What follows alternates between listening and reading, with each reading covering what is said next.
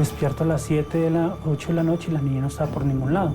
Todos los de la casa salimos a buscarla, a preguntarle a las compañeritas del colegio, a las amigas, a los compañeros, a todo el mundo le preguntamos y nadie daba razón de ella.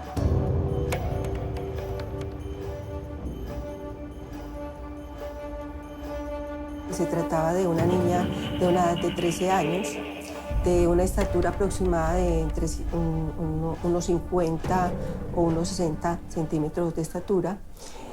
Hablan que ella tenía brackets. Yo pensaba era que se habían llevado la niña, que se la habían llevado, que la habían vendido, que la tenían secuestrada.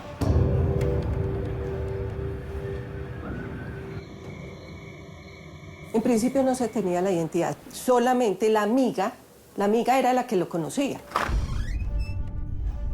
Después del 20 de enero, a fines de enero, la niña comenzó a cambiar.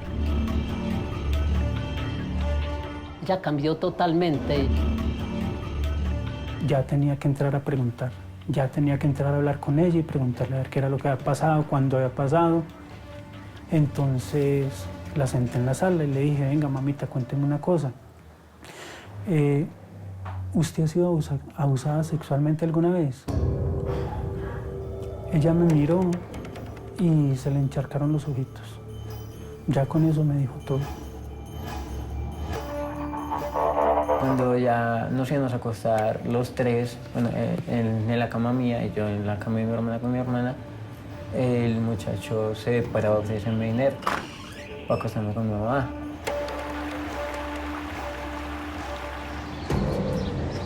Era una escena impactante. ¿Cómo estaba? Descríbamelo. Estaba en un estado de descomposición y un estado calavérico.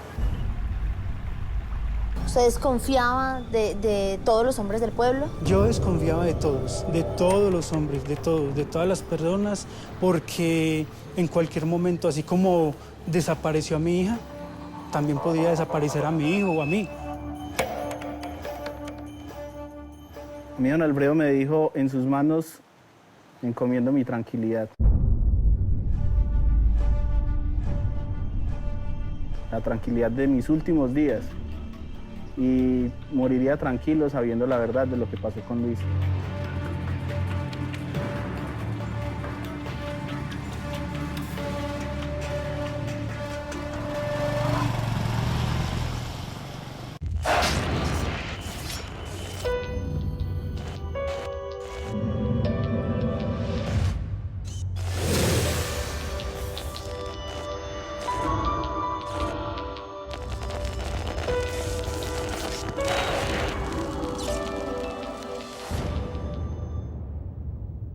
Buenas noches, soy Vanessa de la Torre.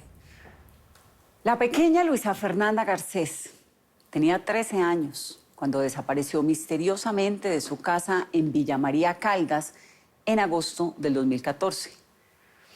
Tal vez huyó, como hacen algunos jovencitos que horas después regresan a sus viviendas. Eso es lo que pensaban algunos. Pero con el transcurrir de las horas, el hermano menor de Luisa Fernanda le contó al padre un secreto inesperado que prendió las alarmas de las autoridades y de toda la familia. Un secreto que Luisa Fernanda había guardado durante 8 meses y en el que podrían estar las explicaciones a su desaparición. Así comienza esta historia de Paola Rojas. Si hubiera podido devolver el tiempo, yo hubiera echado seguro a la puerta. La culpa es la compañera permanente de Giovanni Garcés. Yo tenía que haberlo hecho porque ella estaba mal psicológicamente y yo tenía que haberlo hecho. En su mente se repite una y otra vez el día en que su hija, Luisa Fernanda Garcés Pérez, desapareció de su casa. Creo que ni lágrimas me quedan ya, porque es a diario, a cada momento, cada instante que la pienso. Yo creo que hasta el día de mi muerte no voy a dejar de pensar en ella.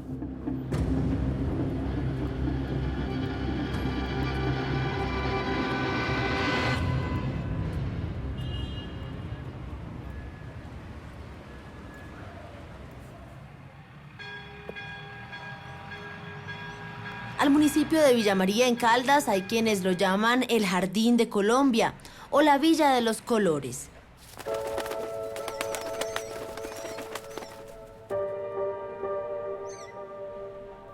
Pero paradójicamente, para Giovanni, quien toda su vida ha vivido en este pueblo, desde hace 5 años todo es a blanco y negro.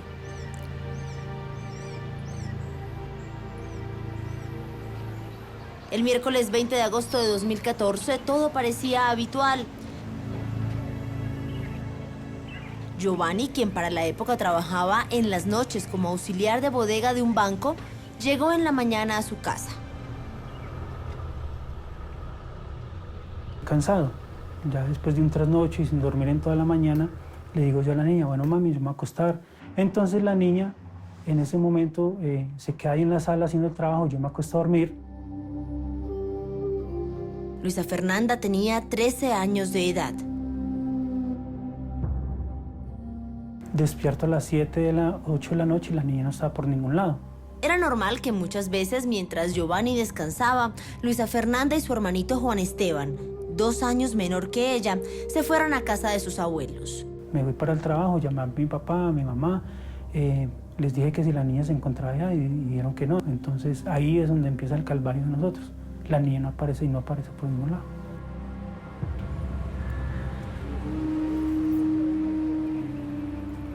Del Hijo, del Espíritu Santo. Alfredo Garcés es el padre de Giovanni. Todos los de la casa salimos a buscarla, a preguntarle a las compañeritas del colegio, a las amigas, a los compañeros, a todo el mundo le preguntamos y nadie daba razón de ella. Durante toda la madrugada, Alfredo y Giovanni buscaron incansablemente a Luisa Fernanda.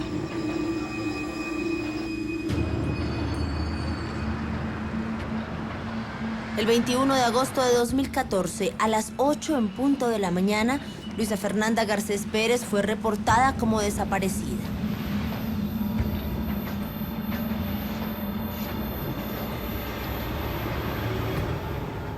Se trataba de una niña de una edad de 13 años, de una estatura aproximada de entre unos 50 o unos 60 centímetros de estatura. Hablan que ella tenía brackets. Clara Giraldo es la directora de la seccional de Fiscalías de Manizales. Sobre todo con los adolescentes, los reportan como desaparecidos y al día siguiente o a los 2 días ya dan la información que la niña apareció, que estaba con amigos. Aunque es frecuente que en pequeños actos de rebeldía algunos adolescentes huyan de sus casas por unas cuantas horas, Luisa Fernanda era diferente. Era una niña dulce, tierna, buena persona, era buena estudiante. How do you arrive to San Andrés? I arrive to San Andrés by car or by airplane. Lo que yo pensaba era que se habían llevado la niña, que se la habían llevado, que la habían vendido, que la tenían secuestrada.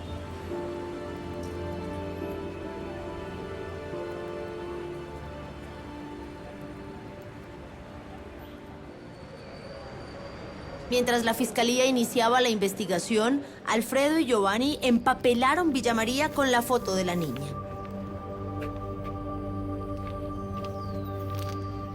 Uno impotente, sin saber a dónde andaba. Decían, vea, la vimos en la pradera con un motorciclista y la llevaba y iba toda porreada. Otros decían, la vimos en Manizales en un centro comercial con un tipo. Otros ya alcanzaron a decir que la habían visto en Medellín bajándose de un carro con 4 tipos. Era como si a Luisa Fernanda se la hubiera tragado la tierra. No, pues no. ¿Qué va uno a comer? ¿Qué va uno a dormir tranquilamente si lo más preciado que hay en el mundo es un hijo y no tenerlo en el hogar, no tenerlo en su casita, seguro, como siempre haya estado. Pero la desaparición de Luisa Fernanda parecía tener algo especial. Inmediatamente, cuando se inició la investigación, la Fiscalía encontró un dato que le llamó la atención. La niña fue a medicina legal por un presunto abuso. Un día antes de su desaparición, la pequeña Luisa Fernanda, en compañía de su papá y su abuelo, fue a medicina legal a reportar que había sido víctima de un presunto abuso sexual. Lo curioso fue que no identificó al agresor. El hecho, según el denuncio, se habría registrado 8 meses atrás, en enero de ese mismo año. Pero la niña no se lo dijo a nadie. Después del 20 de enero, la niña comenzó a cambiar. Ella cambió totalmente. Para la época, cuenta su abuelo, la niña empezó a portarse extraña. En el colegio ya decían que la niña estaba insoportable, que no se dejaba manejar, que se ponía a pelear con las compañeras.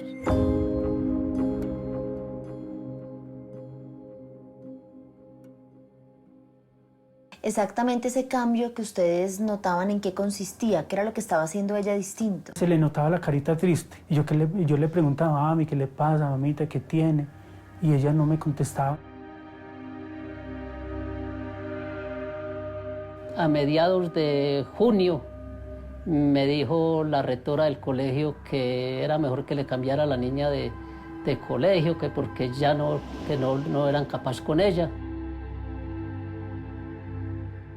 Pensando que podía tratarse de cambios propios de la adolescencia, enviaron a Luisa Fernanda mes y medio para Bogotá, a donde una tía.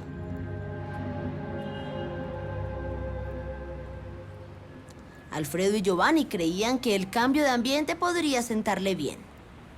Y sí, el viaje de Luisa Fernanda sirvió, pero para descubrir una terrible verdad.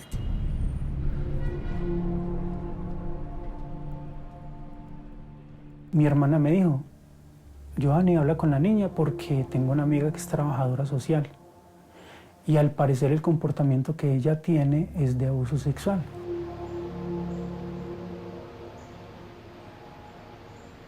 Desde hacía varios meses, Giovanni se había divorciado de la mamá de Luisa, Diana Marcela Pérez. Y desde ese momento, él era padre soltero de sus 2 hijos. Entonces la senté en la sala y le dije, venga, mamita, cuénteme una cosa. ¿Usted ha sido abusada sexualmente alguna vez? Ella me miró y se le encharcaron los ojitos. Ya con eso me dijo todo.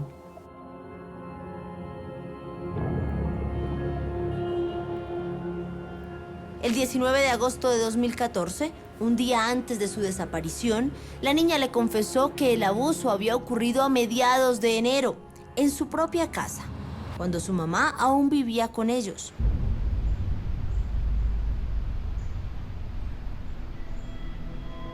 Según dijo la niña, una noche, mientras él se encontraba trabajando, su mamá dejó entrar a la casa a unos amigos para tomarse unos tragos.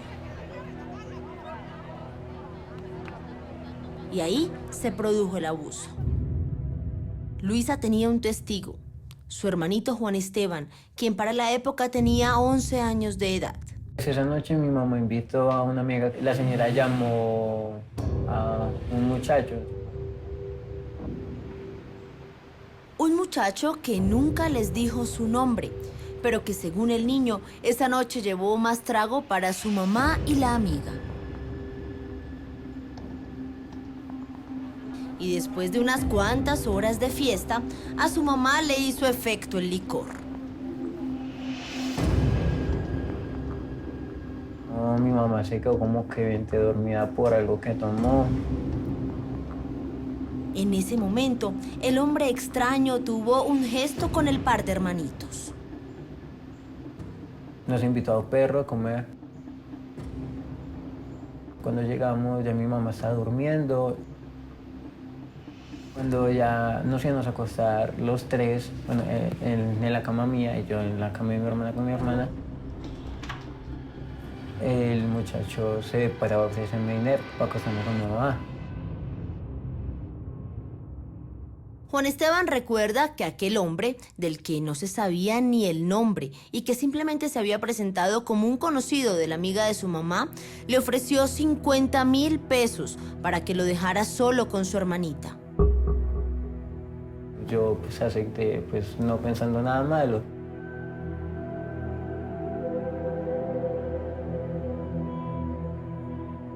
Pero a los pocos minutos, Juan Esteban escuchó los gritos de su hermana Luisa Fernanda. Yo vi que ya el muchacho estaba ahí en la cama de mi hermana y mi hermana estaba en una esquina y entonces el man estaba sin ropa prácticamente. Mi hermana me dijo que no contaran porque nos podían pegar, entonces yo en ese momento pues sí me asusté porque ella me dijo que nos iban a pegar, entonces nos quedamos callados y quedó como en el olvido.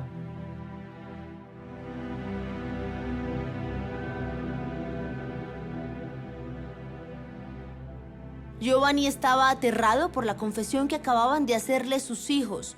Su esposa había dejado entrar a un desconocido a su casa y este, aprovechando que la mujer estaba al parecer ebria, abusó de su hija.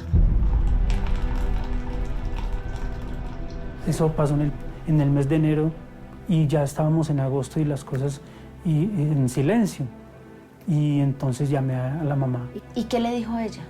Ella me dijo que ya no tenía conocimiento, que porque la niña no había hablado.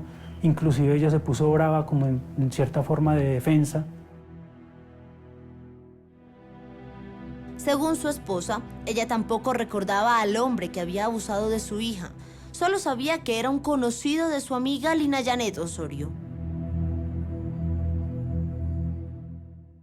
Ella decía que no lo conocía, que lo había traído la amiga de ella al hogar, que porque ya se les había acabado el licor.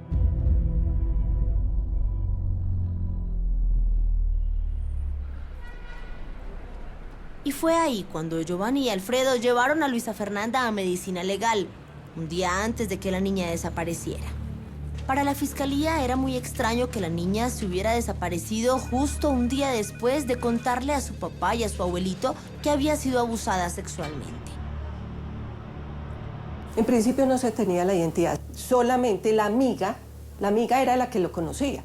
¿Por ahí podía ir encaminada la investigación? Por ahí se encaminó la investigación, se ubicó a la amiga. Lida Janet era peluquera de profesión y esto fue lo que le dijo a los investigadores cuando la abordaron. Como en enero yo estaba en la peluquería con Diana, estábamos tomando una cerveza cuando yo recibí una llamada desconocida y era la voz de un amigo que hacía mucho tiempo no escuchaba. Yo le dije a Diana que si quería guaro, que él nos llevaba de una el trago. Entonces ella me contestó, llámelo, todo bien. Según Lida Janet, no tenía ningún dato de él, ni siquiera su nombre completo. Ella lo llamaba Andrés. Él era muy hermético. Yo preguntaba y él me decía, no pregunte nada. Ella había tenido una relación con él, que lo conocía hace como 7 años. Inclusive ella hasta lo visitó en la cárcel cuando él quedó privado de la libertad por conductas punibles que había cometido. Yo desconfiaba de todos los hombres, de todas las personas, porque en cualquier momento, así como desapareció a mi hija, también podía desaparecer a mi hijo o a mí.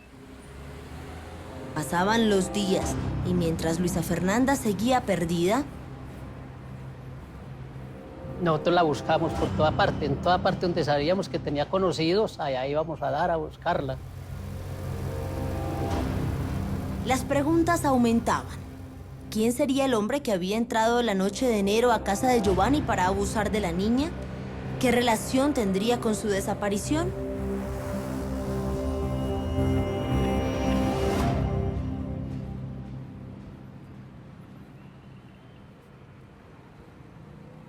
Un extraño.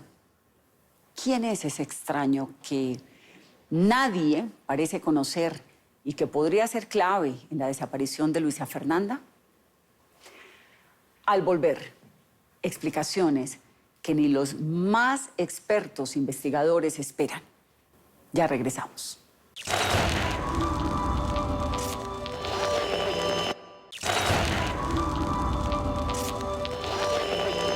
Luisa Fernanda Garcés está desaparecida mientras su familia y las autoridades tratan de establecer la identidad de un extraño. Ese que ingresó a su casa en una noche de alcohol y excesos y que podría ser la clave para encontrarla. ¿Viva? Así continúa el rastro.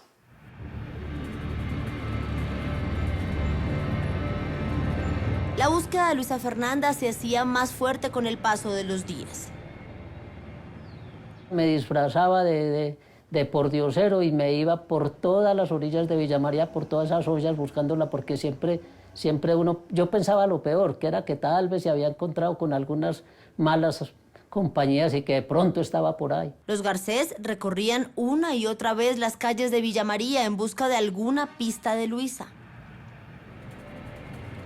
El 26 de agosto de 2014, 6 días después de la desaparición de Luisa Fernanda, los bomberos del corregimiento de Arauca, en el municipio de Palestina, recibieron una importante llamada.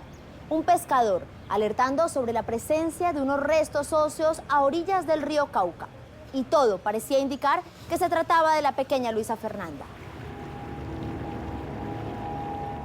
Nos desplazamos desde el corregimiento en el motocarro y llegamos a este punto. El sargento Víctor Alfonso Rodríguez Ocampo es el jefe de bomberos de la zona. Encontramos un cuerpo sin vida en un estado cadavérico. Era una escena macabra. Era una escena impactante. Había la parte del cráneo aproximadamente a unos 60, 70 centímetros más o menos.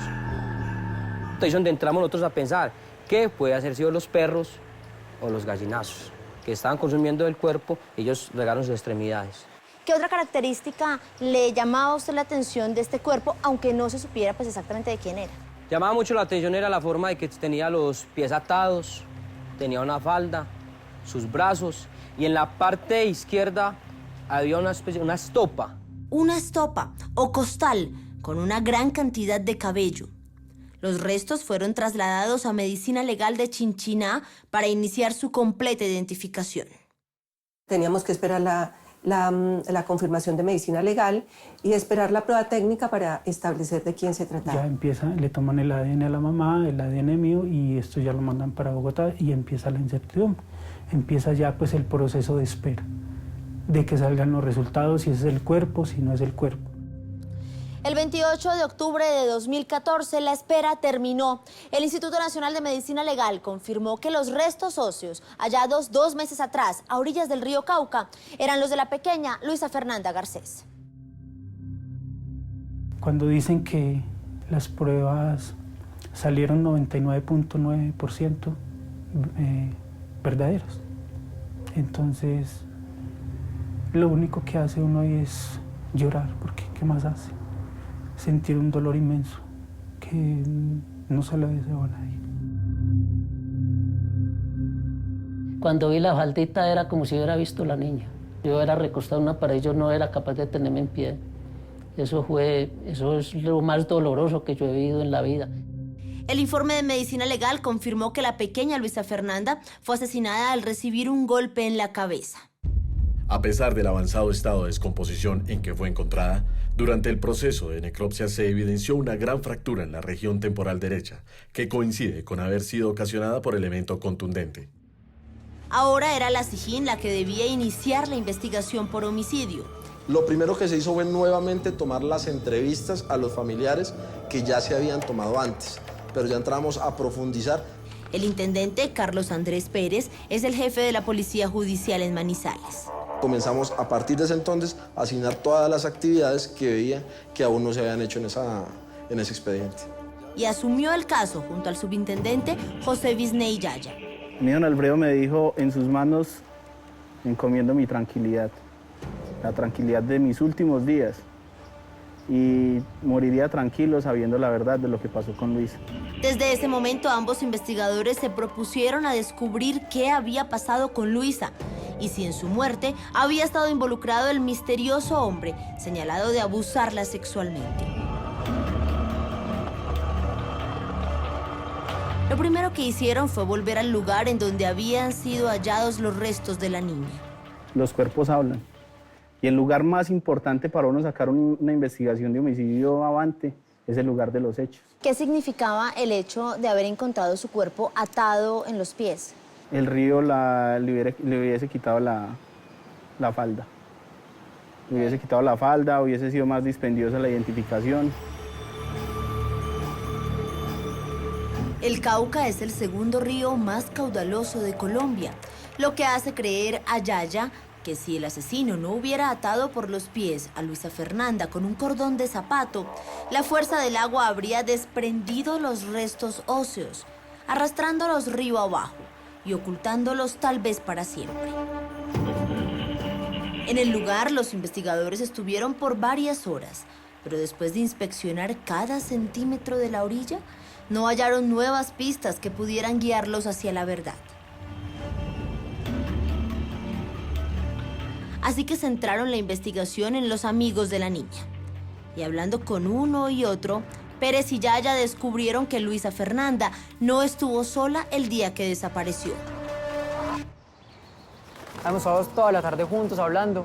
El 20 de agosto de 2014, mientras su papá dormía, Luisa Fernanda compartió toda la tarde con Luis Fernando Restrepo, un compañerito del colegio. Bueno, nos fuimos y me dijo que iba a llamar al tío, que él la dejara quedar en la casa de ella. ¿Y tú sabías quién era el tío? No. Según Luis Fernando, esa noche su amiga Luisa Fernanda fue a un sitio de comidas rápidas en el centro de Villa María a buscar el número de teléfono de un hombre al que ella llamaba el tío. Fuimos a la cosa de hamburguesas, había una persona que hacía las hamburguesas. Bueno, él le preguntó qué el número. Hicimos ahí un rato y él se lo dio. Según las manifestaciones que nos hacía el menor que había acompañado a la niña durante la tarde, él la acompañó hasta acá para que ella pidiera un número de celular. Se trataba del mismo puesto de perros calientes al que el extraño había llevado a Luisa Fernanda y a su hermanito la noche en la que se produjo el abuso sexual. En estas escalas es donde es vista por última vez con vida.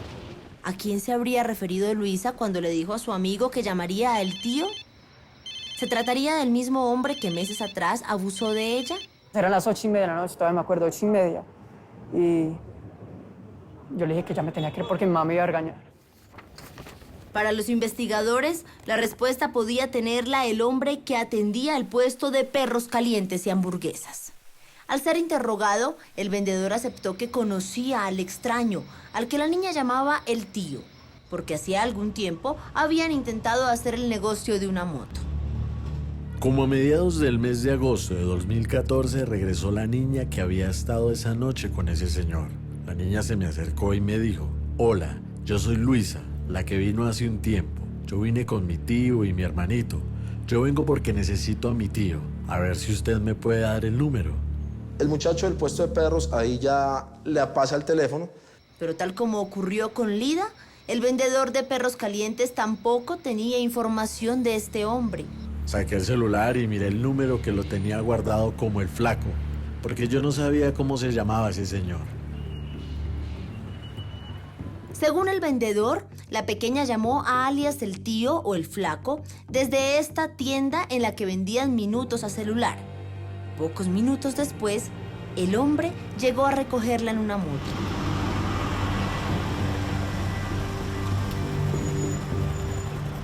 Ya eran más o menos las 7:45 de la noche.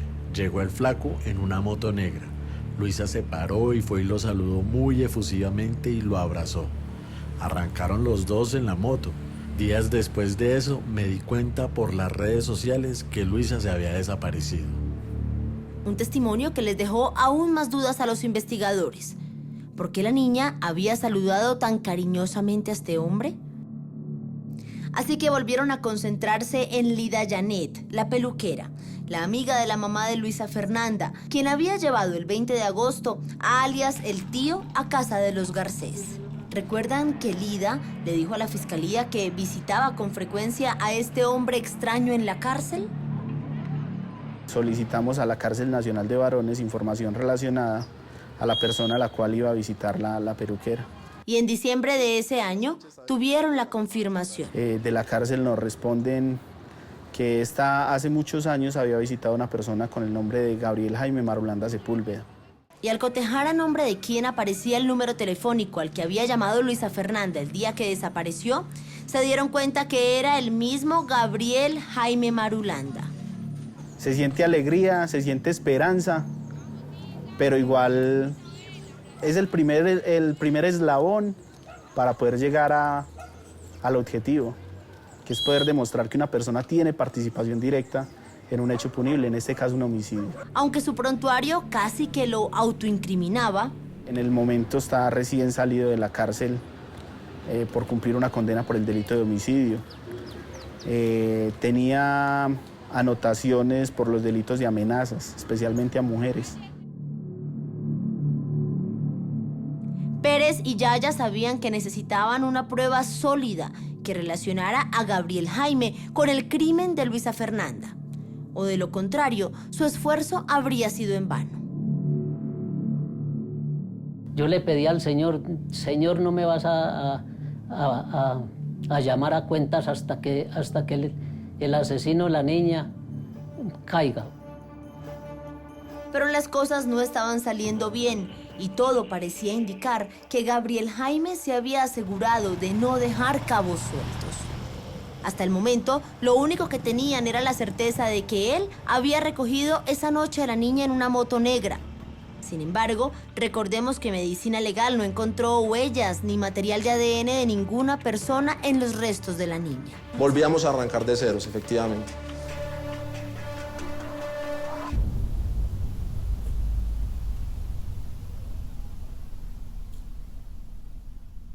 Gabriel Jaime Marulanda. Los investigadores tienen indicios para involucrarlo en el crimen de Luisa Fernanda Garcés. ¿Pero serán suficientes las pruebas? Al volver, el hallazgo de una pista determinante en esta investigación que ustedes conocerán. Ya regresamos con esta historia de Paola Rojas.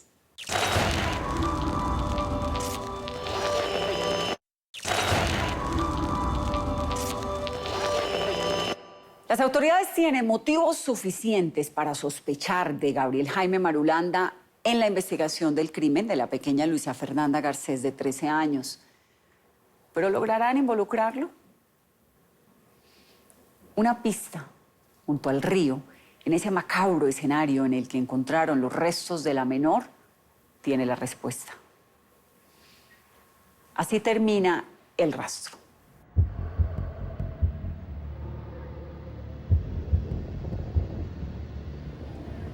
En diciembre de 2014, 4 meses después de la desaparición y muerte de la niña Luisa Fernanda Garcés Pérez, los investigadores descubrieron el nombre del presunto abusador de la menor y de quien se sospechaba que era su asesino. Una prueba muy importante fue que el menor de 8 años, en reconocimiento en álbum fotográfico, señalará a Gabriel Jaime Marulanda Sepúlveda como el hombre que en el mes de enero estuvo en su residencia y a quien observó acostado con su hermanita. Para los hombres de la SIJIN no había duda de que Gabriel Jaime Marulanda era el hombre al que Diana Marcela Pérez, la mamá de Luisa Fernanda, dejó entrar a su casa a mediados de enero de ese año a cambio de una botella de aguardiente. El reto más importante, capturarlo y ponerlo a disposición de la autoridad competente. Pero para capturarlo debían estar seguros de que Gabriel Jaime había asesinado a la niña. Y hasta ese momento solo tenían indicios. Sabían que la noche en la que desapareció, la niña lo había llamado a él y que minutos más tarde, Gabriel Jaime la había recogido en una moto negra. El único camino era analizar una a una las llamadas entrantes y salientes del celular de Gabriel Jaime para ver si allí estaba la respuesta. Fue una investigación larga de muchas horas. En el día, en la noche.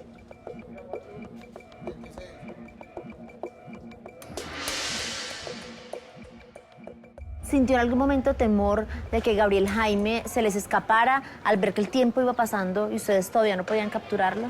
El riesgo siempre estuvo latente.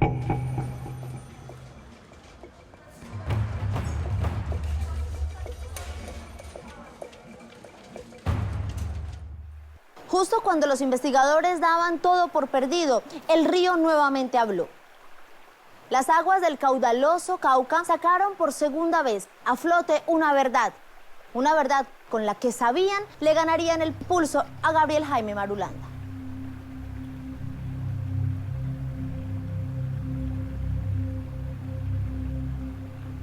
Una llamada que le aparece el día 21 de agosto del año 2014, siendo las 5:37 de la tarde.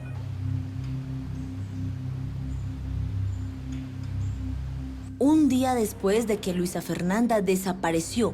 Es una llamada que lo ubica en el punto exacto donde fue encontrado el cuerpo, a orillas del río Cauca, en el corregimiento de Arauca. Es decir, Gabriel Jaime Marulanda estuvo en el lugar exacto en donde fueron hallados los restos óseos de la niña, a orillas del río Cauca. Y lo más importante, la ventana de muerte que nos da medicina legal es que la menor murió en 3, 5 y 6 días antes de haber sido hallada. Ella fue hallada el día 26 de agosto y la llamada está el 21 de agosto a las 5:37 de la tarde. Esa fue la prueba reina. Ya no teníamos ninguna duda que él era la persona que la había recogido en el municipio de Villa María y que la había llevado hasta el lugar donde fue hallada sin vida. A mediados del mes de abril de 2015, un juzgado de Manizales ordenó la captura de Gabriel Jaime Marulanda por el homicidio de Luisa Fernanda Garcés Pérez. Empezamos las labores de verificación para ubicarlo. Los investigadores desconocían su paradero. Solo sabían que unos cuantos días antes lo habían capturado por el hurto de un computador en Manizales y que horas más tarde había sido liberado.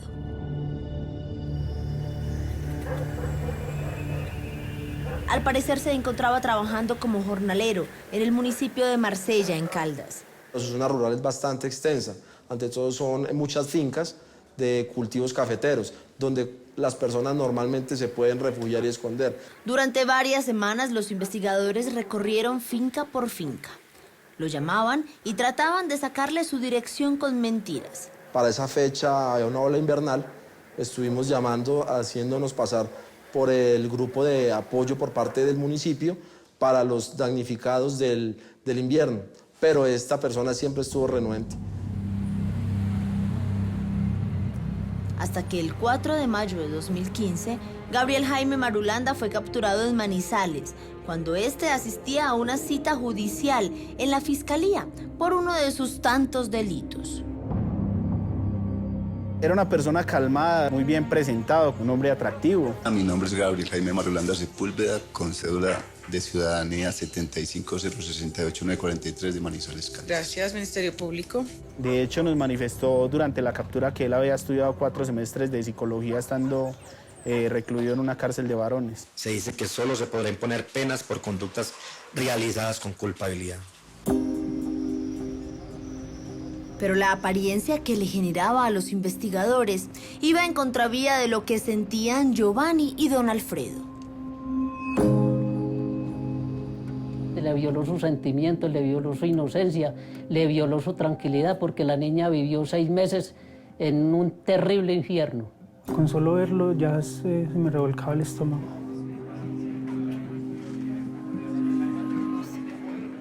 ¿Qué delitos le imputan a Gabriel Jaime cuando lo capturan? Al señor se le tramitan 2 procesos, uno por homicidio agravado y otro por delitos sexuales con menor de 14 años.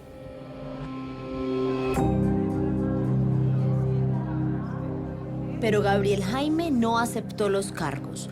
Durante 2 años insistió en que nunca conoció a Luisa Fernanda y que solo supo de ella por las fotos de su desaparición.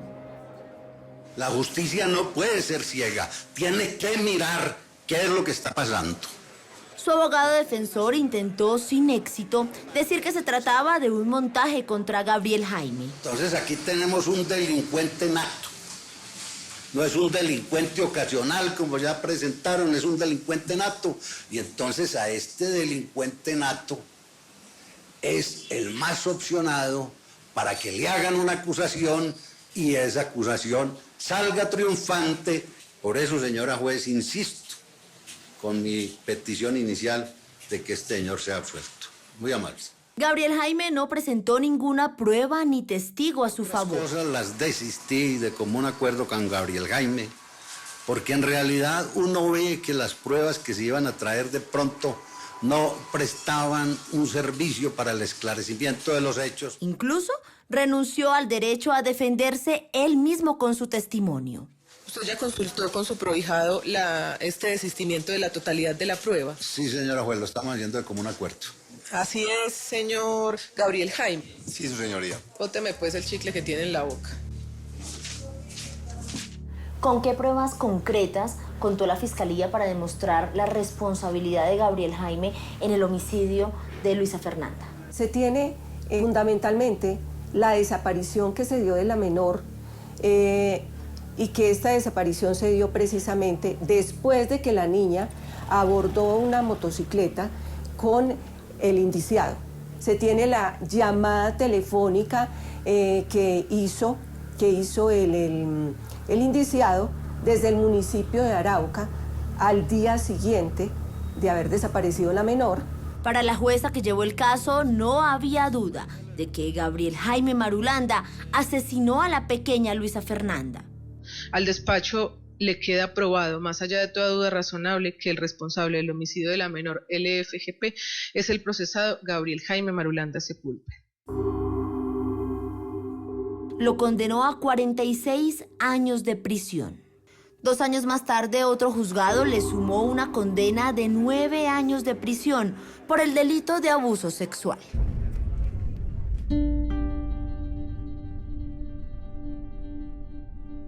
Aunque se hizo justicia y Gabriel Jaime hoy permanece tras las rejas, en la cárcel La Blanca de Manizales, Giovanni y Alfredo aún no están en paz. Todos los días se preguntan por qué su hija llamó a su propio abusador aquella noche del 20 de agosto de 2014.